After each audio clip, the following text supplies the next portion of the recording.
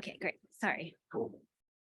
So I just wanted to go over the charter mission statement and begin there and ask if we're living up to it. We, the people of the city of Los Angeles, in order to establish a responsive, effective, and accountable government through which all of our voices in a diverse society can be heard, to provide fair representation and distribution of government resources, and a safe, harmonious environment based on principles of liberty and equality, do enact this charter.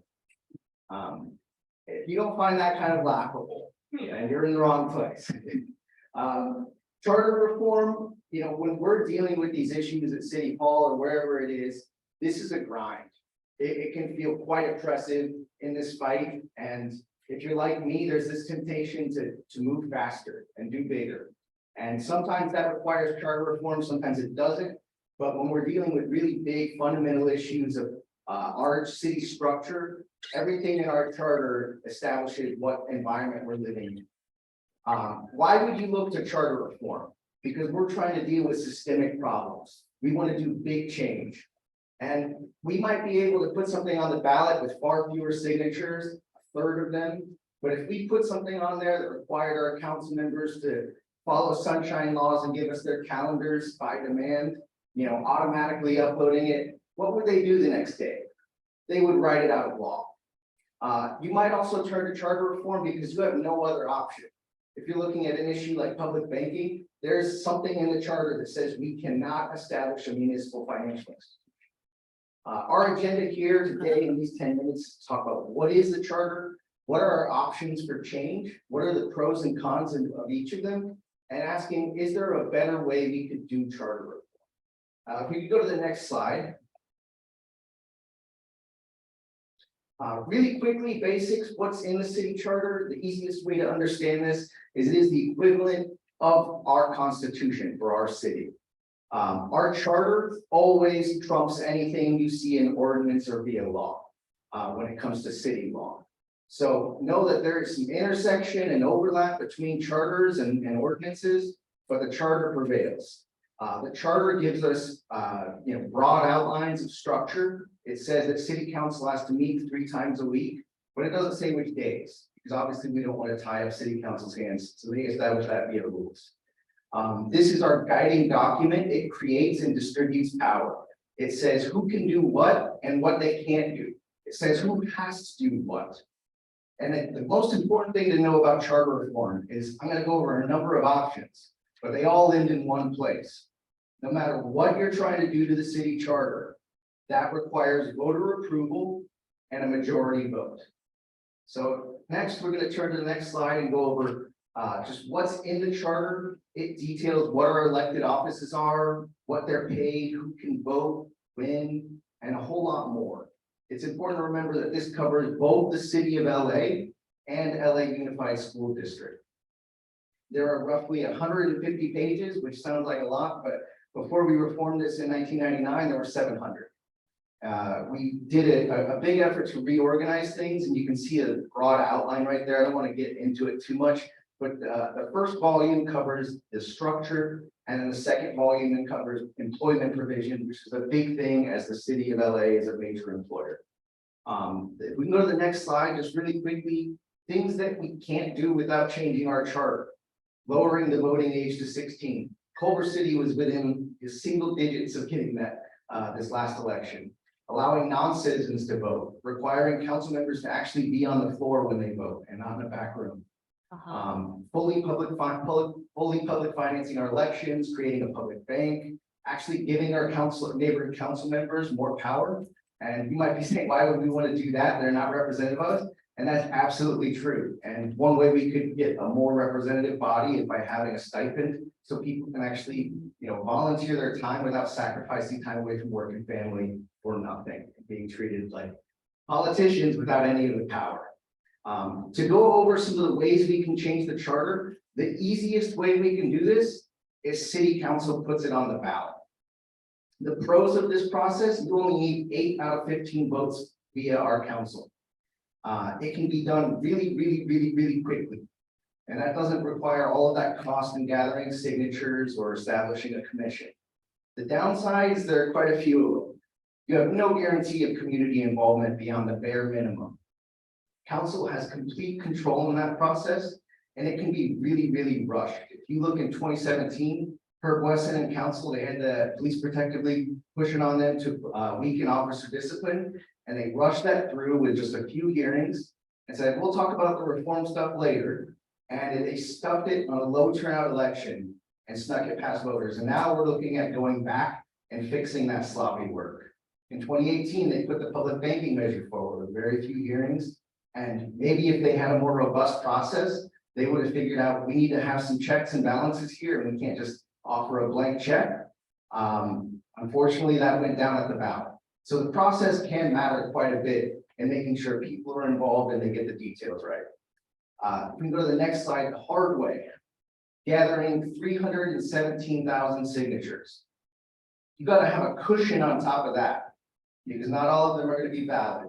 So that's around 400,000. The pros of this, you got total control, absolute total control. The cons, it's extremely time consuming and costly. Even if we got a really diverse, wide, huge coalition to help gather signatures, we're still looking at a campaign that's probably going to cost around $1 million. And then you have the whole process of getting it passed later on.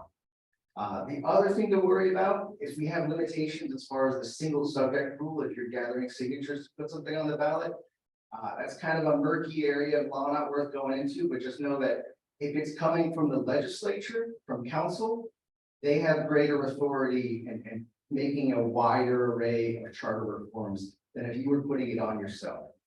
If we can go to the next slide, there is also the option of an appointed charter commission. You have guarantees of more community involvement. You're not having the council members, going through the weeds and putting together recommendations, even though they can revise them later on. Council can ignore those recommendations or amend them as they please. The downsides also include that the elected officials are the ones appointing the commissioners. An example of a recent appointed reform commission in 2014, we had a municipal reform commission that's recommended to increase turnout, moving our elections from low off-cycle elections to aligning with our state and federal elections. So instead of having 20% of people weighing in, we now get 40, 60% of people weighing in. We can go to the next slide. There's also an elected charter reform commission, and you can either have council say we want to call elections and have independent people making decisions on this matter, or you can gather 317,000 signatures and force them to. The pros, you got more community involvement, independence, and they can place things directly on the ballot without council having any say. Downside is it's a long process because you have to have elections first. There are no campaign finance regulations, none. So it's the wild, wild west and the absolute mess where special interests can really plant their candidates on there. An example of this would be in the mid-90s. Mayor Richard Reardon, this wealthy Valley lawyer, said, we want to have a charter reform commission. Council said, okay, maybe. And they said, we want them to have the authority to put things directly on the ballot. And council didn't want to do that. So then they gathered the signatures to form their own commission. And that's why that thing had a lot of leverage when it came back to council, because they had, a common set of recommendations, and council had to say, if we don't do what they want to do and we do our own thing, they can put their measure on the ballot anyway. So there's a lot of leverage there. It's not the best option. The last thing on the next slide, how can we reform the way we do charter reform? An independent periodic charter review commission. This is something the city of Portland has, where they have a commission that's impaneled every 10 years, and they look at the charter as a whole and try to figure out what recommendations to send directly to the ballot. Mike is going to talk about the idea of a citizen assembly in a minute. And that's something that we're also looking at with an LA draft motion. We're trying to get some council members behind it, and it would establish something like Portland, and that could either be a commission or it could be a citizen assembly like Mike's going to talk about later. And on the last slide, I just want to point out how long it's been since we've had comprehensive charter review. And you can look at these were the last recommendations they made to council. And up at the top, you can see they made a last minute addendum via the city clerk and struck the word equitable distribution of government resources. So I just found this to be a really fascinating artifact of what kind of decisions are made and what kind of mindset they had about this city at the time they came up with this charter. So I am at my 10 minutes, and I thank you for your time and look forward to talking a bit more when we're doing that rotation. Thank you.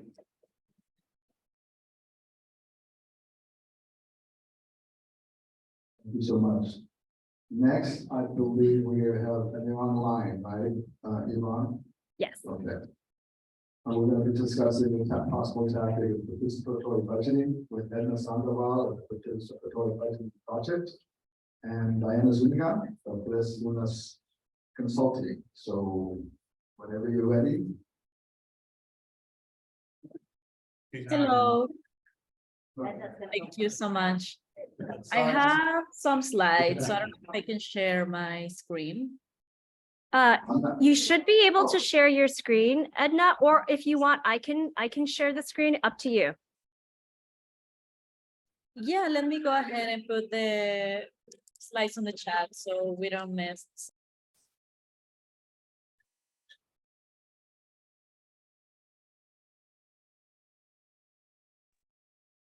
So I'm going to try to be really brief. I really want to open the opportunity for Diana so she can talk a little bit about this process, but in general about the process with the community. And with her expertise, I think that I'm going to try to be really brief with the presentation, just to have a little bit of the context. So as I said before, my name is Edna Sandoval. I'm part of the Participatory Budgeting Project. I apologize for the noise in the background. And I'm the Community Engagement Manager. So I'm pretty much the bridge between the communication with the City of Los Angeles and the process that is taking place on the ground. You can go to the next slide. So why we are choosing participatory budgeting? This is a way that we can provide real participation to people that have been organizing on the ground and doing this job with some of the resources that exist within institutions, specifically within official and public institutions. We have like a little cartoon here, how the participation of the local council, sometimes they invite the members of the community, but it feels really performative at times because it's just enough that we can do there. We can go to the next slide. So what is participatory budgeting? Is a democratic process in which community members directly decide how to spend part of public budget. In this case, we are being part of a pilot program, LA Repair, which I'm going to talk about it in just a second. We can go to the next slide. And this is just an example on why we are choosing and we are like trying to push participatory budgeting. And we can see here the ladder of participation, right? We have hearings, deputations, where the community members can listen to the process. Online games, when people can get informed about how this budget is being spent. Focus group and town halls, so they consult, but they don't have necessarily a last word on how the money is going to be invested.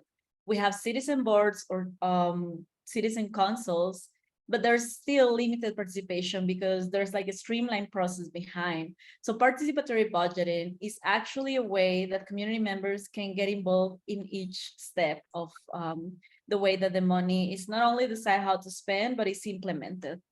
We can go to the next one. We can skip that. So how participatory budget work? So first, we design the process. We decide that we want to use participatory budgeting. We decide that we want to work directly with community members. Then we brainstorm ideas within the community. So we ask members of the community, you don't have to be a leader or a person like running like a grassroots organization in the community. It can be like somebody who has never had an expertise on citizen engagement. So we brainstorm ideas and ask how you want this money to be invested. And with the process that we have conducted, we realize that people need immediate funds for immediate necessities, right? So it's usually how this money is spent, like by giving them directly to the community. And however, there's a process, right? We need to develop proposals, having in consideration what are the immediate needs of the community. And these proposals are going to make it to a ballot. So we're gonna make public the ballots, and it's gonna be the community. The heroes here are the members of the community working on the ground, doing the outreach, like talking one-on-one with the people that is around them, because who has an expertise on the needs of the community is the community. Residents can vote on the proposals, and then the funds that are provided by public funds goes directly to the proposal who made it. And usually the way that we are trying to do this is asking community-based organization to run the programs and redirect these funds. Usually they are mostly unrestricted funds, so they can use it in a way that it's very accessible. We're trying to prioritize undocumented folks who don't necessarily have an address, folks with felonies, in order to have these funds to be distributed widely. And that's the next one. But we need to give credit to the people that initiate this process, right? We're gonna walk away from American exceptionalism, because that ain't. So this was a process that was first introduced by the Partido do Trabalho in Brazil, the Workers' Party, in the wake of the transition from a military dictatorship to a liberal democracy. So at the end of the juntas, people decide that they need to invest in the community to start repairing like a lot of the damage that dictatorship made in the country. And the first process was run in Porto Alegre in 1989. And at the moment in Porto Alegre, they got to the point that they are getting 200 million of public funded, and they are deciding how to spend it through participatory budgeting, which is amazing, because this is something that we can also see in other parts of the so-called global south, like Mexico, El Salvador. We can go to the next one. But what is El Repair, right? El Repair, it's a pilot program that was first introduced last year and stands from Reforms for Equity and Public Acknowledgement on Institutional Racism. So this is public funding from 8.5 million directly to 9 communities who have been specifically affected by institutional racism, specifically enacted by city representatives and city planners. We can go to the next one. Just you can see a map here. It's Arleta, Pacoima, Mission Hills, Panorama City, North Hills, the Valley. We have Westlake, West Adams, Baldwin Village, Lemer Park, Skid Row, Boyle Heights, South Los Angeles, Sela, Southeast Los Angeles, in Wilmington Harbor Gateway, who are some of the zones who are predominantly inhabited by racialized folks, communities of color, who has been systemic oppressed just by living there, right? We know the history of redlining here, so we don't have to go deep on that. The next one. And this is how we are trying to make it work, right? We have, like I mentioned before, designing the ideas, the idea generation, the proposal developments, the vote, and the implementation. At the moment, we just finished the first cohort, who include the Valley, Boyle Heights, and Southeast Los Angeles. And the voting just closed a few days ago at the end of the last month. So we're trying to implement right now the second cohort to see how these 8.5 million are going to be distributed in a program that is going to last for 1 year. And the idea is to make it succeed so we can get more funding for an extra year. But in general, I just want to say that this is an imperfect process, because we know that as much as we want to redistribute power, it's the city giving the funding. So there's a lot of limitations to it. However, for me, it's important to spend the money that exists and make it just to go to the communities directly, right? That's the best way, and that's the best strategy that we can do. And this is a way that we can promote civic engagement from undocumented folks, folks with felony, like I mentioned, folks that may not have an address, or they are living on the street, but they are part of a neighborhood in the community. And from this, I'm gonna pasar la palabra to Diana, so she can explain a little bit more of this. Thanks, Edna. Hi, everyone. So great to be here with you. I'm going to try to go quickly.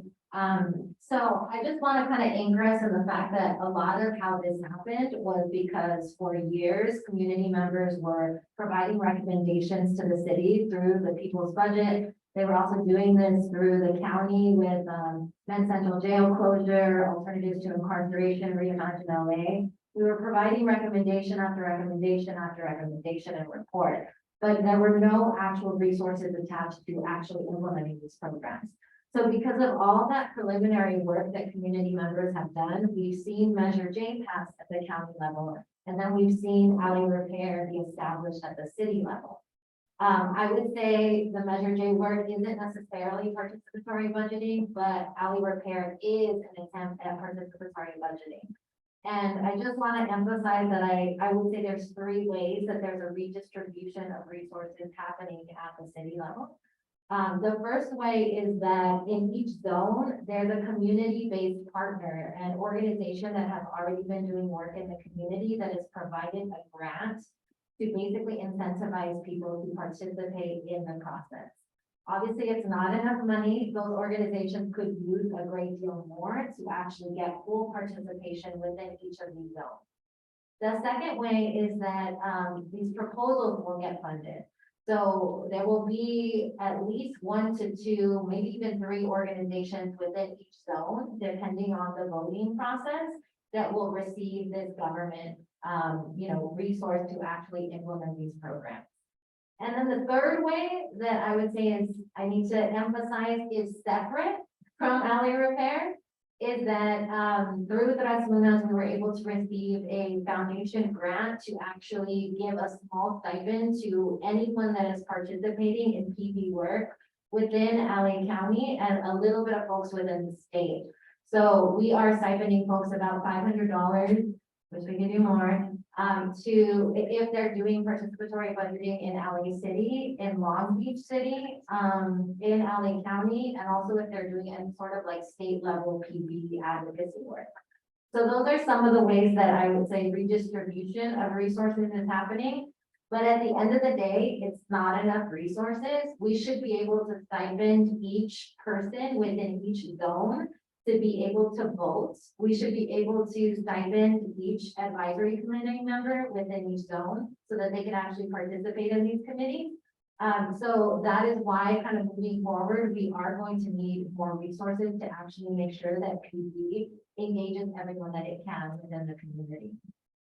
So yeah, I'll just leave it at that because I know we only have a little bit of time, but happy to answer questions when we're in the smaller groups.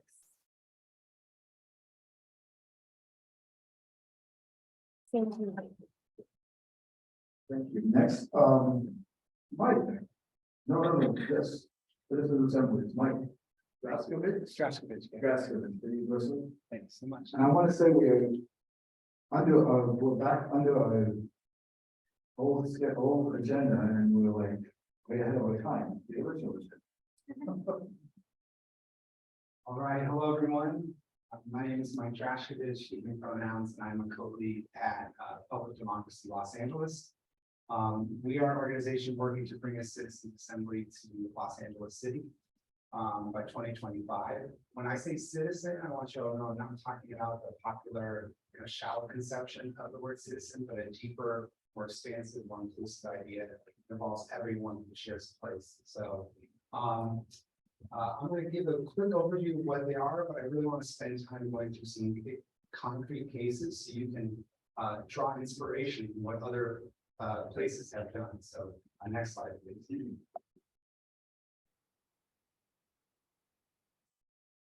Okay, so I don't need to spend too much time on the public space in Los Angeles. We've heard a lot, but it's really telling that to notice the effort to reform the city through the ad hoc committee on governance reform just includes pretty much 2 policies: redistricting and council expansion, which are important and necessary, but there's so much more that needs to be done. And so citizen assemblies, I feel like it's a great way that we can broaden the conversation to include everyone's ideas, what we can do to improve the city. So next slide, please. I want to imagine instead of relying on our city council, we bring together everyday people from all walks of life, factory workers, students, nurses. Next slide. And we select them in a democratic lottery so that they're impartial and they're truly representative of the diversity of Los Angeles City. Next slide. This group would be charged with investigating our problems in depth. They would hear from a broad range of experts across the issue spectrum and across Los Angeles City.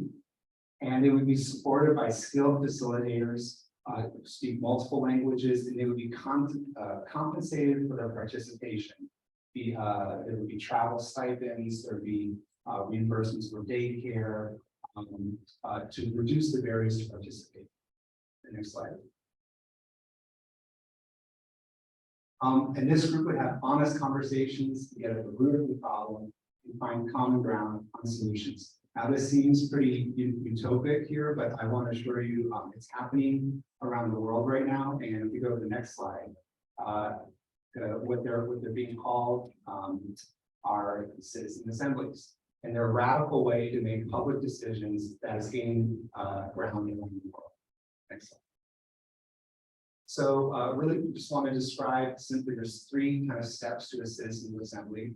The first is people are randomly selected along representative criteria such as race, age, gender, income, geography.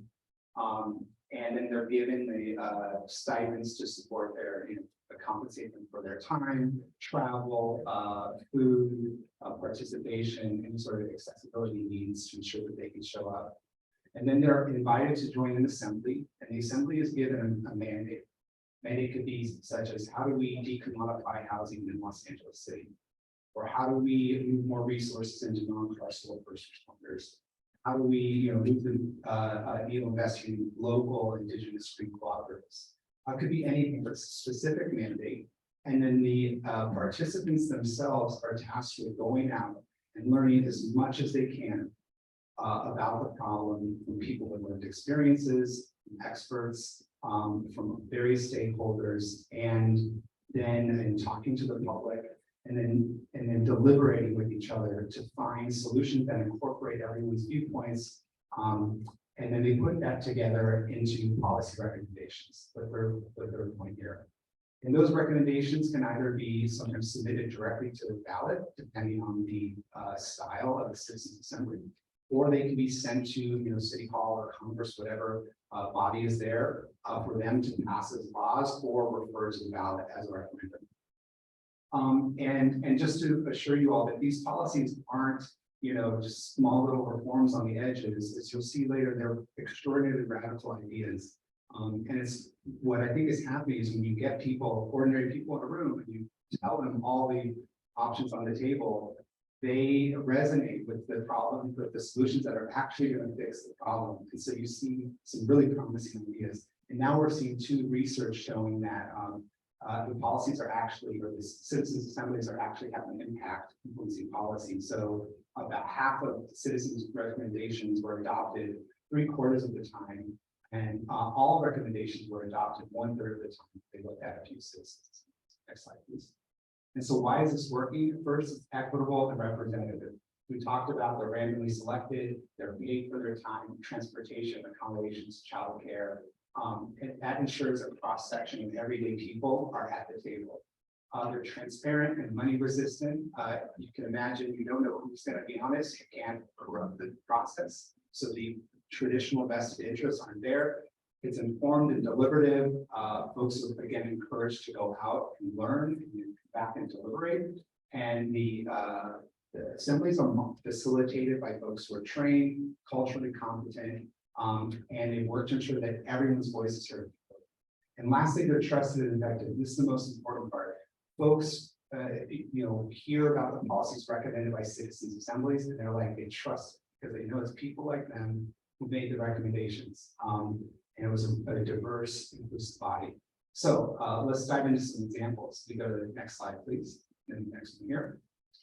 This is Ireland's Citizens Assembly on Abortion. So very tragically in 2012, an Irish woman died of a septic miscarriage, and it ignited the debate about the country's ban on abortion.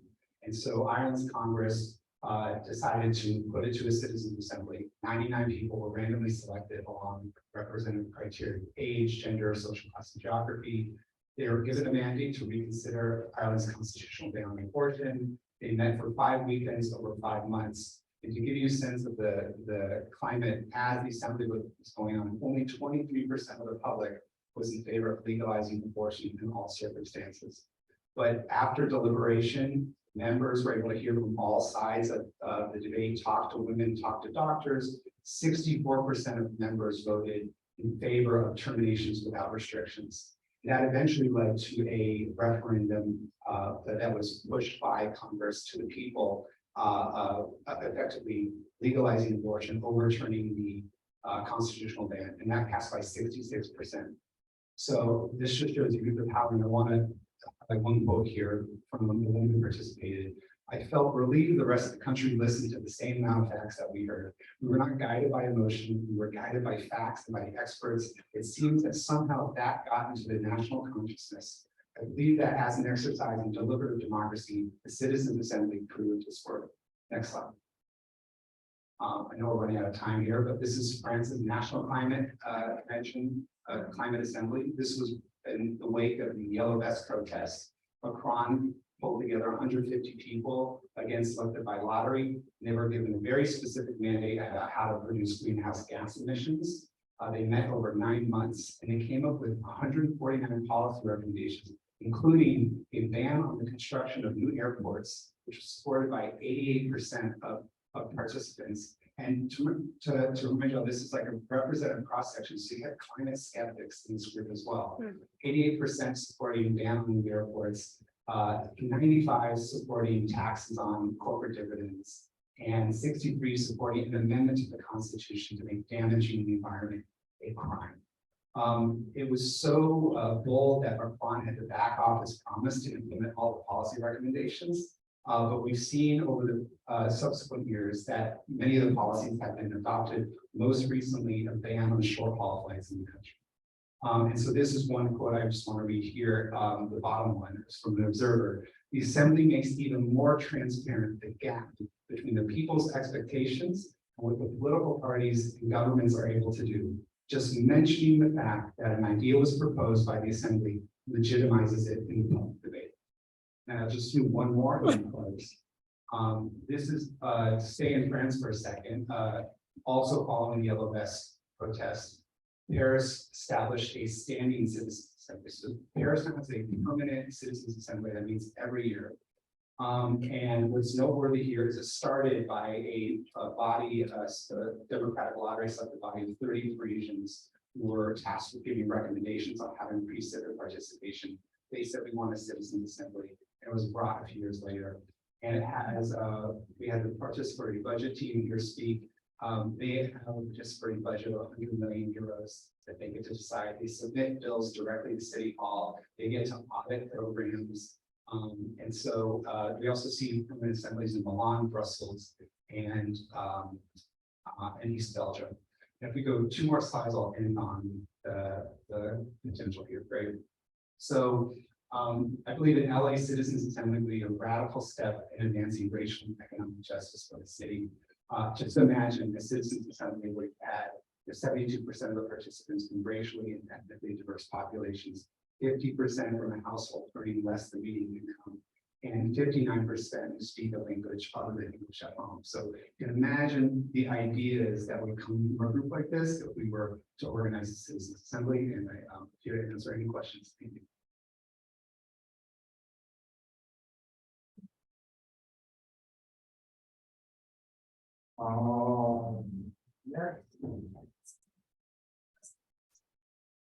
Next, we will have a compañero Benito Flores, who will be talking regarding legal platforms and how we deal with electoral politics with democracy, justice, plus I believe is it. Thank you. Hi, everybody. I'm here because I am proposing to form an electoral committee. Many people think that we are not ready to participate in the election. We need to organize from below and go up. That is good, and we are going to keep this work for organizing from below. With also the election are happening, and the oppressor are winning all the election with the money. So we need to participate and endorse some candidates who are willing to adopt the people assembly principles.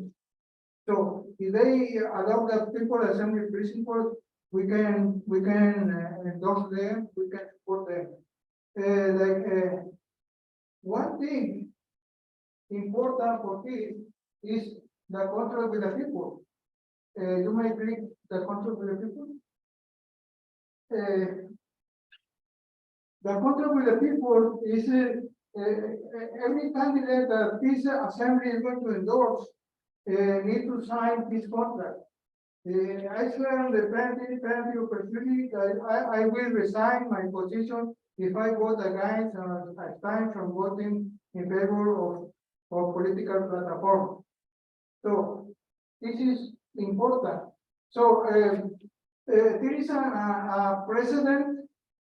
This is a precedent from this contract. Okay, go back to the other page. The 22. The 22, okay, right here. Right here. Okay, this is the precedent, the contract in the election for 22. You can see Gina Viola signed the contract and go keep going. You can see Ulises signed the contract and Al Corrado. And also Hugo Soto Martinez signed the contract. Now the contract with the people, maybe this time we are going to have more candidates this time, the contract. Today is going to be the people assembly contract with the people. Can you go to the original? Okay, go to the 24 contract with the people.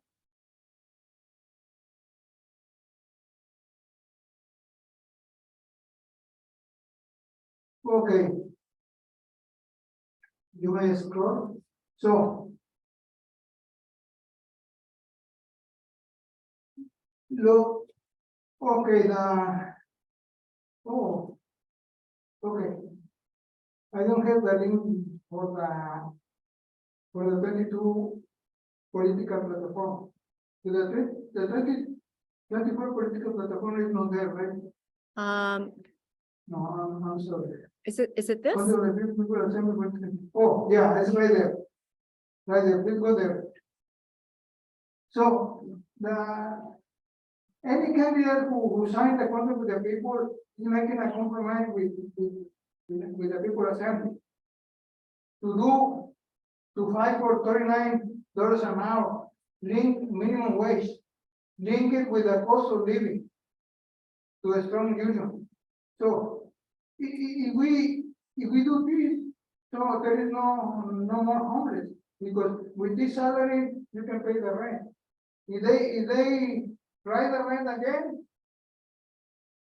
the minimum wage is linked with the cost of life. The minimum wage is going to rise. The other thing is rule money out from election. Implement. This is very important because they are making the election money market. This is a market. They 104 million. They in Caruso pay 104 million dollars. This is not right. But we need to prohibit the money in the election. Okay. I think this is all my proposal. I send you the link so you can go over every document and you can go wherever and if you will review that and I will let you support and we start working with this committee. Thank you.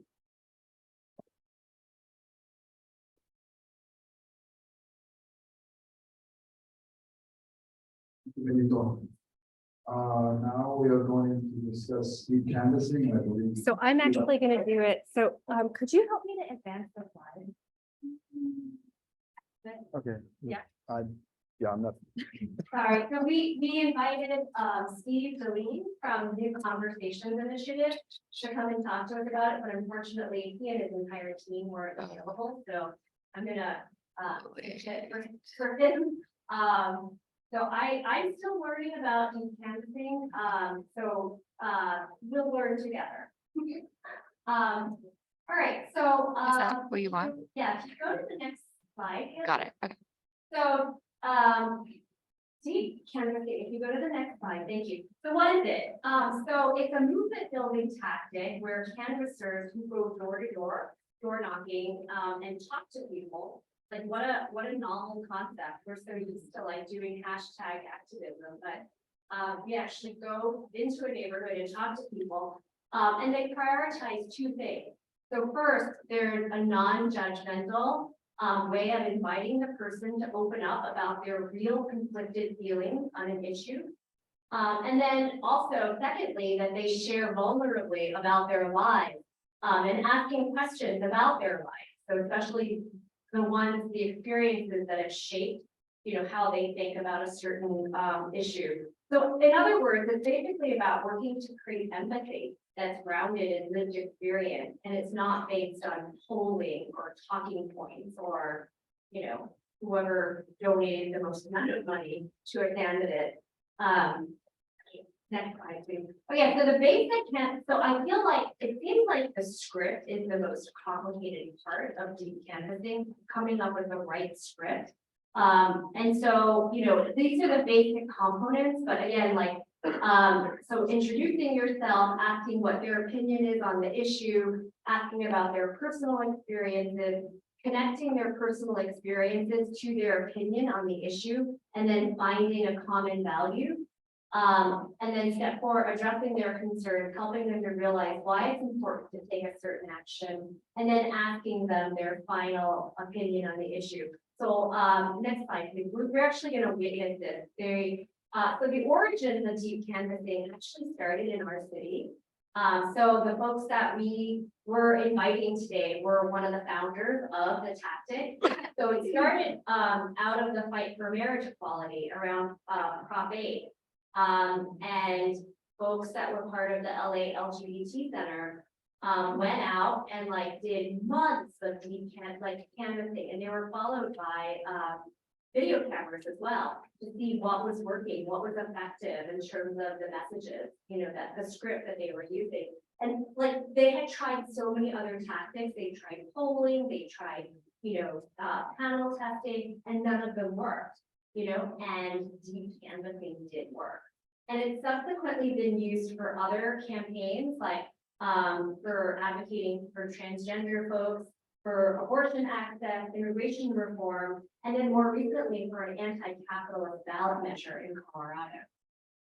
And research shows that it changes people's minds permanently. It's not like a sleight of hand where a lot of times, persuasion tactics maybe change people's minds temporarily, but a year later, they've done research and they find that people still retain, this new perspective. And so I think that, the folks that invented this tactic are really excited to work with us to think about how this can help us to build, a different type of an economy and democracy in our city. So that's super exciting. Next slide, please. So this is actually an example of how some of the founders actually created a script and an actual example of an experience talking to someone at the door. So if you can play that, Haley. Yeah, we might have sound problem. And to be a little more specific, if we were on 10 or 0, you'd 100% against. 10 is 100% in favor of including them in the conservation laws, and 5 is somewhere in the middle, and we have a scale there. We're going to do for yourself. 6. Okay. What would be the reason you would vote for it, and what would be the reason you wouldn't vote for it? Well, the reason I would is because I'm not judgmental. It's Sure, everybody has their own preference. sure. There's no reason why I wouldn't go to work, but I wouldn't want to have children. People to pretend to be and go after our kids. I mean, that's something big to think about, and that probably would change a lot of people's minds. You know someone who is I have someone in my family, some is transgender. Cool, how are you related to that? my nephew. Your nephew? Niece, well. Niece, okay. Okay, so she, He was born in Hawaii, but he wants to be.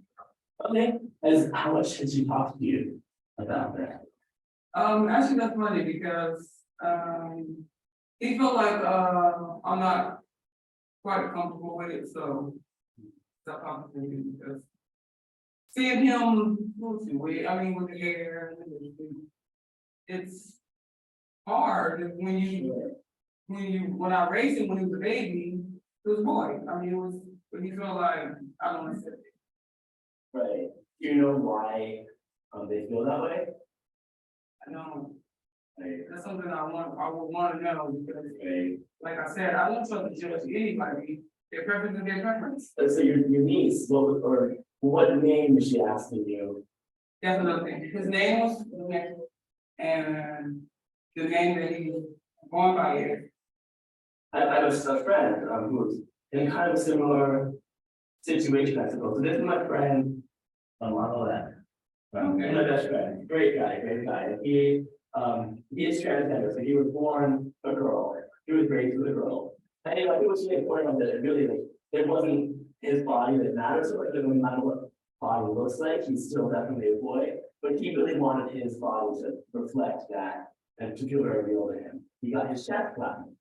And he was really excited about it. He didn't want himself, he was with his flat chest. He sent a picture back to one of his best friends in high school, and she said, like, she wasn't expecting it, and I think he really caught her off guard. And she said, "Oh, what? That's really weird." And he had been so excited about that surgery that it really hurt him. And his friend react to that way. Maybe that's the way I kind of reacted towards him without saying it, but the way I missed on his action. Is it like, don't come around me, that's really weird. I can honestly, I mean, when Now you made me feel bad. no, it's not that, not sorry. I I mean, think it's really complicated. I didn't even think about it like that, like, if I was in a position. It's kind of hard to, you know, I never thought about it that way. I'm wondering if there was a time you kind of felt like you were on the receiving end of that, you know, when you felt different. Not really. I mean. Mine is totally something else. No, I mean, that's totally fine. I mean, I think we can all make that feeling of being judged. Oh, That's yeah, really relevant. but all the time. What was it, maybe a specific time? Maybe a couple years ago. When I first moved out to LA. Just got a lot of bad vibes here and there. It's so you make you feel like you're alone or. Yeah, You- well, what were some of the things that happened? Well, with this workplace that I went there, I don't really want to go into details with that, but. Because I'm from somewhere else. Some of the girls I feel like. They like knick-knack, pick them, said things. And I should go back about that.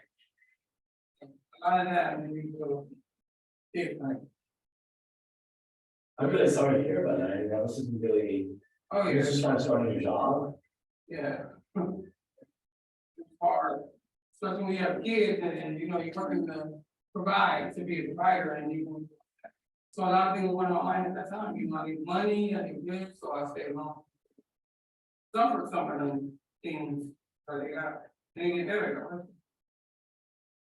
I definitely remember like being at school and like I started I'm gay and that was an important thing for me. And I was the only one in high school who was. So I started gay straight away, just kind of wanted to see what was happening there. But at the end of the year, I was like a senior on board, really a senior in high school, I was working with. And afterwards, when I won it, and I was leaving the gym, one of the guys came up to me and said, like, you don't deserve that award, like you're a fag, and like you only got that because you're gay and because you started this club and it made you feel like they had to like do this for you. And so that, you know, and it's all kind of that same feeling, like they see you and you're different and like felt, and that's how I felt when they told me about that. It's something you felt that way, and it sounds like it that way. So what's really important to me, that something like this law is on the books, so that people doesn't have to go to work and feel like they're gonna be fired because everyone's looking at them. Or something like that. That's true. I think there was one of the cases too. He's going to work as a boy, and I guess he posted Facebook pictures of him at work with wig, with his hair, and he got it.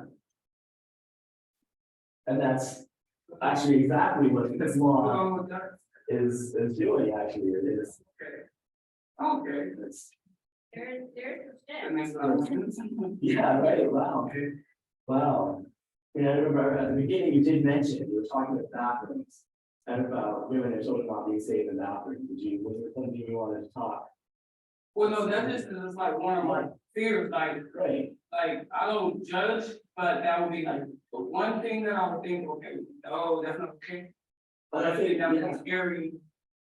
you know, it's, and that way it's almost like comparing apples and oranges, like sex offenders are like a completely different set of people from like, or.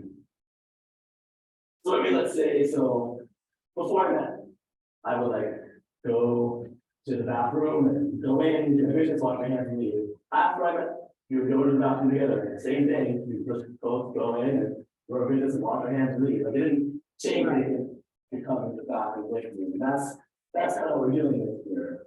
Not the. Yeah. I don't see no problem with that. I mean, you should be able to.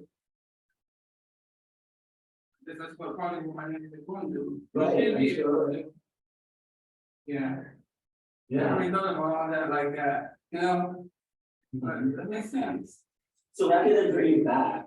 So bring you one last time, where 0 is you were 100% vote against including transgender people in non-discrimination laws, and 10 is you 100% vote in favor of it, and then everywhere in the middle.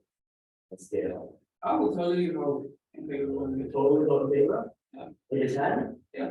All right, I mean, it's only right. I mean, let them be who they are. all No, right, hiding it is worse, so let them out. I absolutely. need that. Everybody should. Thank you.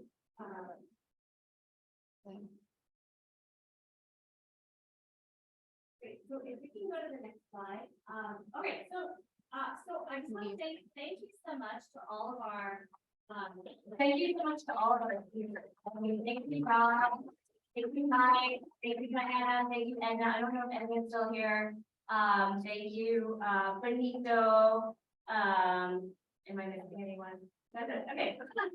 Yeah, so now what we're gonna do is we're gonna have an opportunity to go deeper into each tactic. So, are folks familiar with the World Cafe, with that tactic? Okay, so basically, it's like, I don't actually know what the origin of the word is. I don't even know why it's called World Cafe. It doesn't matter. So we're gonna have 5 stations set up. And each of our experts are gonna be at each station. So Rob is gonna be at a station that's gonna focus on charter reform. And maybe we'll just make it right here, if you're here. And then Mike is gonna be at a station to talk about citizens assemblies. So maybe it could be over here. And we have poster board and markers set up. And then Diana could be at a station maybe over here to talk about participatory budgeting. And then I think it would be me or, okay, yeah, Benito, you could be here to talk about citizens, people's platforms and candidate forums. And then in terms of deep canvassing, I'm happy to talk with folks about it. Granted, I'm not an expert, but maybe what we could do is meet right here in the middle. And then in terms of the folks on Zoom, just to make sure, I think it would be great if someone could log in to Zoom on their phone and then take the Zoom people with you on each of the stations that you stop at. So basically, we're gonna spend 10 minutes at each station. It's an opportunity to get to know the expert that has spoken brilliantly about the subject. It's also an opportunity to think about 3 questions. There's 3 prompts. Does this tactic address problems in Los Angeles? Will this advance our vision and strategy, knowing that we're going to refine what our vision and strategy is this summer, but in anticipation of that, does it advance it? And then should we as the People's Movement Assembly pursue this tactic? So we're gonna spend 10 minutes and then take notes. Take notes. Oh, I think, yeah. Okay, sorry, yeah. So then take notes as well at the same time as we do that. Okay, any questions about that? We're gonna divide into small groups of 5.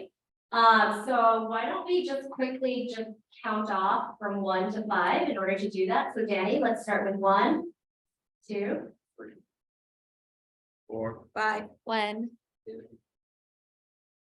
oh, you're not counting. Sorry, you guys aren't counting. So, 3, I think you're 3, Donna, 4, Martine, 5, Antoinette.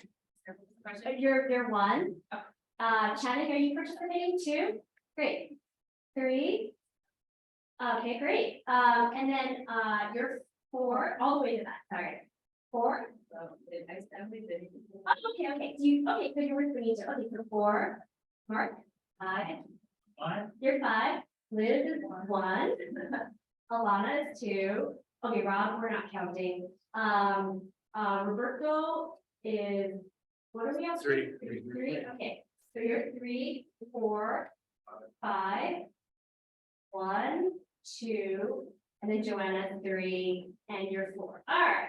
Holy moly, that's amazing. Okay, so let's the first group, let's go to so the first group is charter reform. So the first group, why don't you start with Rob over here, and we'll make sure that Rob has markers and poster board, and then the second group will be participatory budgeting.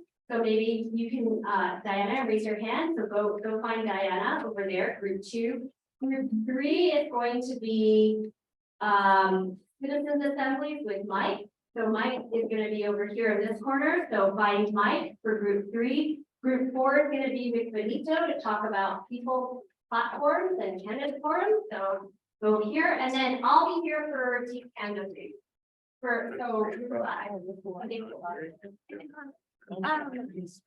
Should somebody be taking notes? Yeah, Like we're gonna, everybody's- we're writing it on the poster board. Got it, okay. Yeah, yeah. Cool. Yeah, so we do need someone to keep time so that every 10 minutes we switch. Okay, I can do that. Okay, that would be Yeah. great. That would be great. But, that thing, we have to cut this off, I think. Yes. Yeah.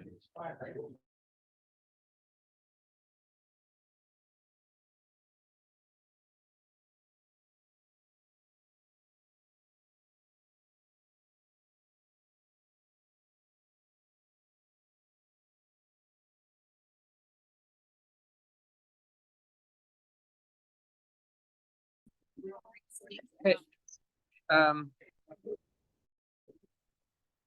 Maybe here, I'll turn it on you. I'll just here. okay.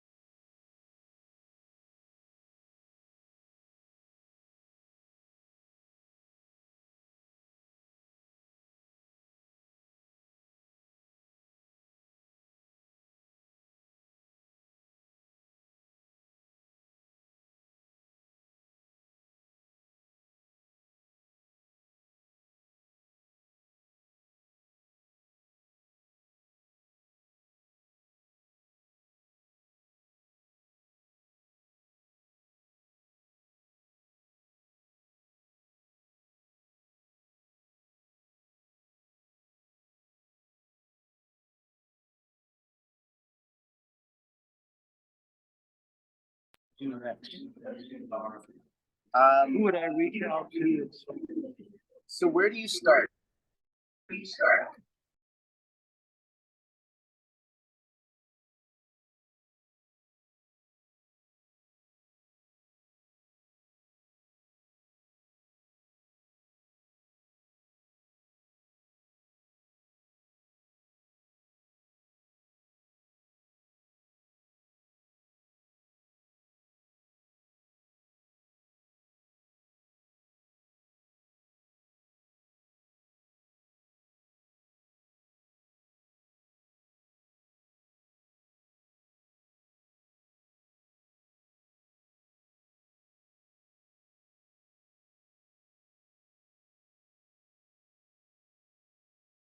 Or be a charter that addresses the issue you're talking about.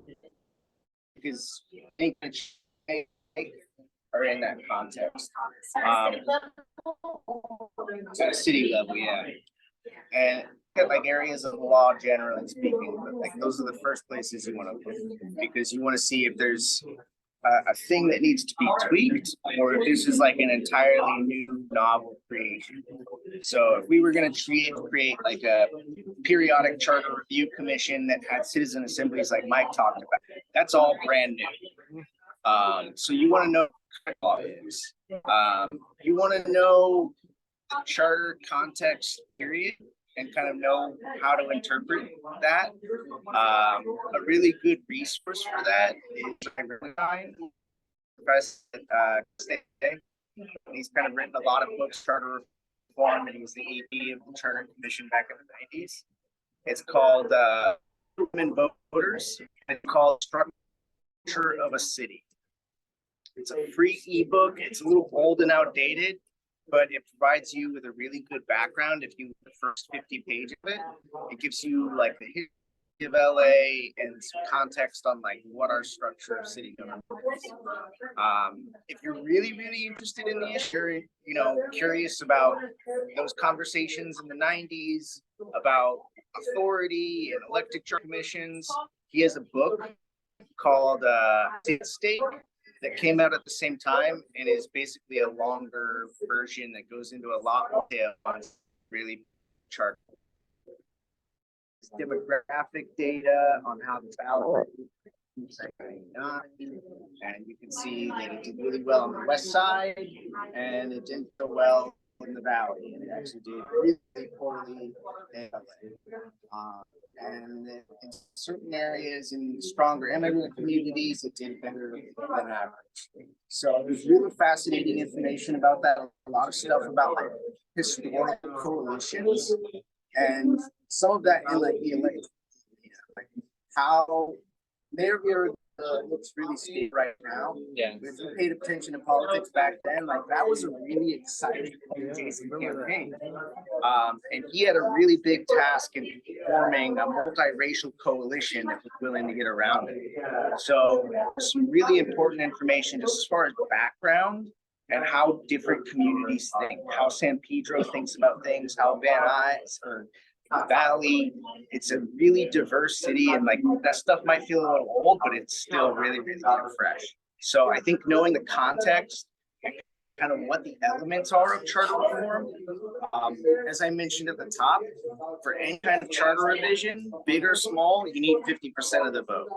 So that's something that you have to keep in mind as far as like having a big broad coalition of support and thinking about like who is going to be potentially on your side, who you need on your side, and who your opposition is going to be. And is there a way that you can kind of minimize your opposition?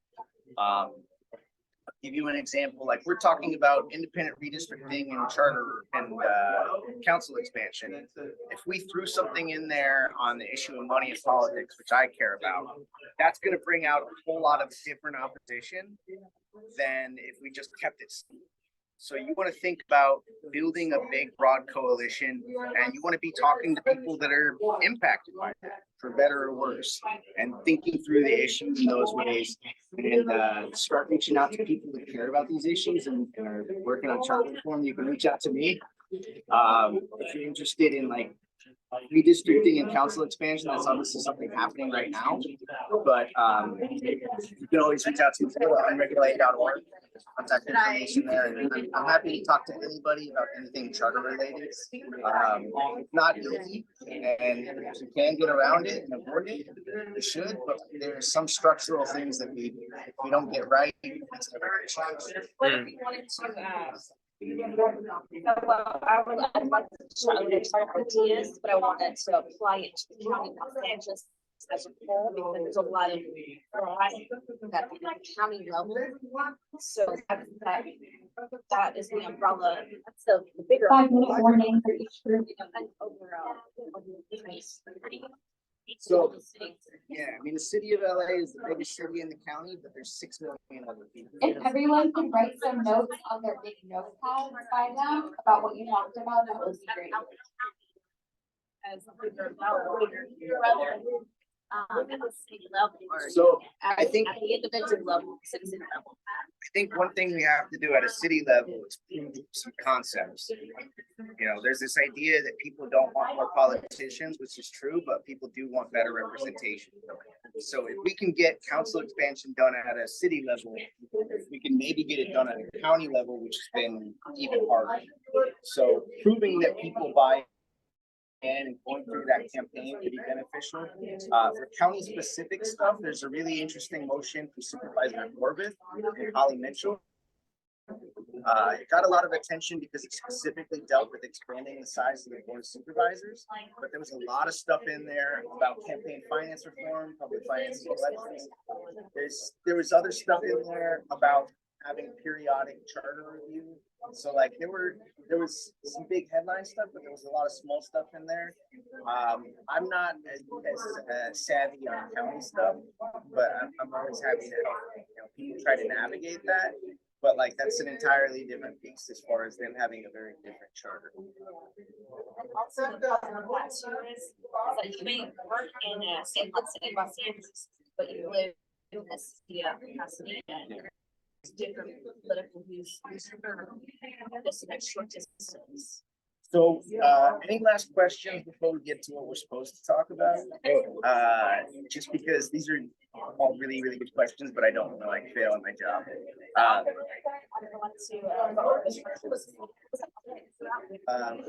Ray, Raphael, PH, Sonnenschein, SONNSHEIN. With a PH instead of an M.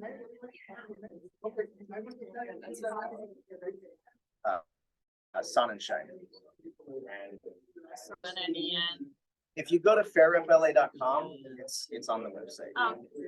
Fairrepla.com. There's a resources tab and you can find his name. First question is, does this tactic address the top problems in the city of LA? Yeah.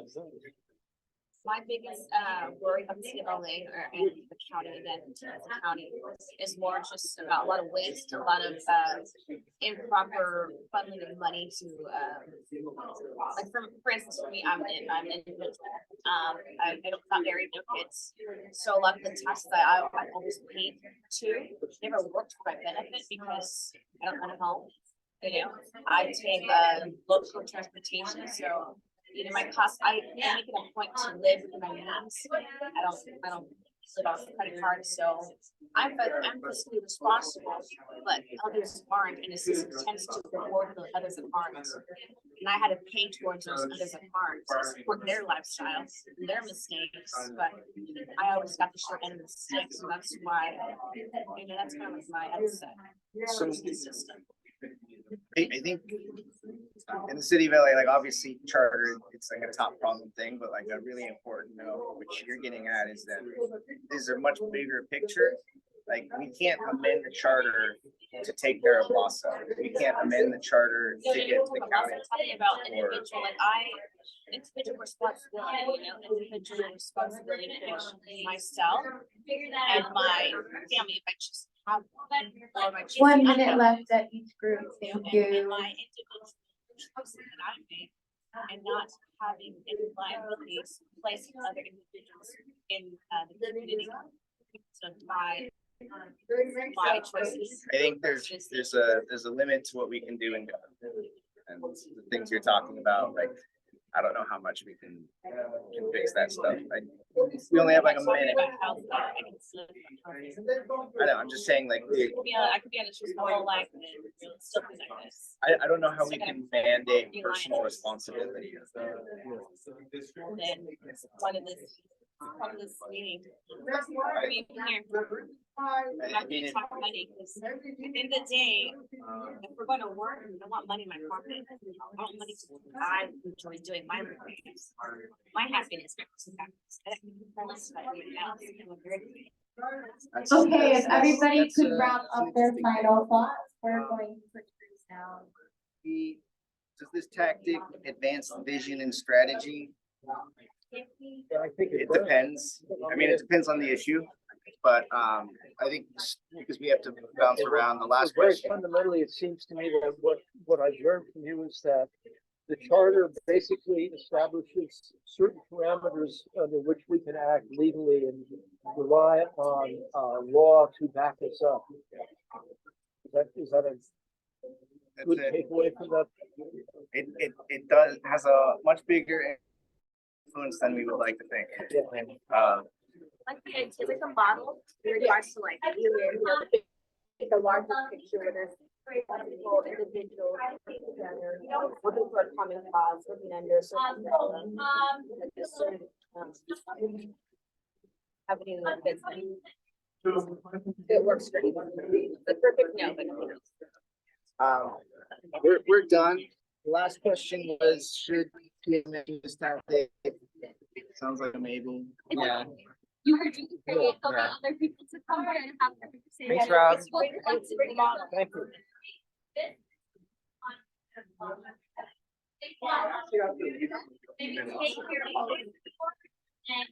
Go to the next group. So my phone's dying and it's 54. You want to use my phone? We're not. Is that okay? Sure. Yeah. I mean, I still have a bit of news. You have, yeah. I'm just going down. Maybe, I'm checking. okay. Hey, Kiki. How are you?